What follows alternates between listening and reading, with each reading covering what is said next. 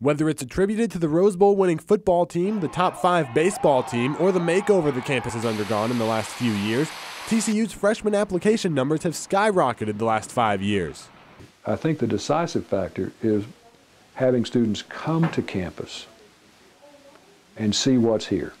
Jim Atwood is the chair of the Committee on Student Selection, a position he's held for more than 2 decades. He says there's never been a more difficult year to sift through the applications.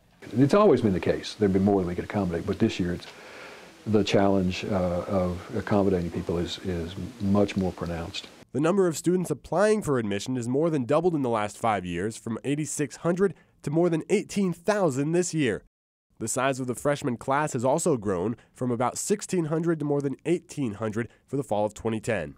This has created problems in housing as students have had to live in lounges instead of in dorm rooms in past years.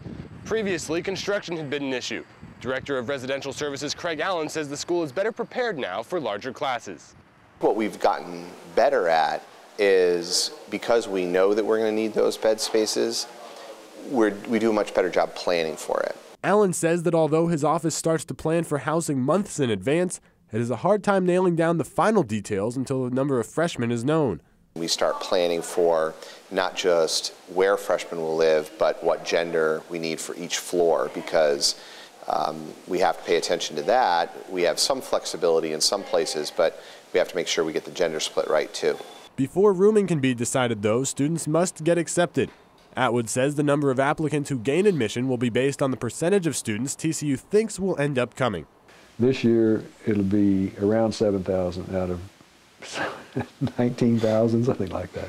So the percentage is definitely going to go down because we're going to admit maybe even fewer than last year. Becoming a Horned Frog may be tougher than ever, but students continue to apply.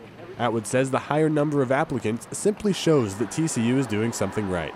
Chris Blake, TCU News Now.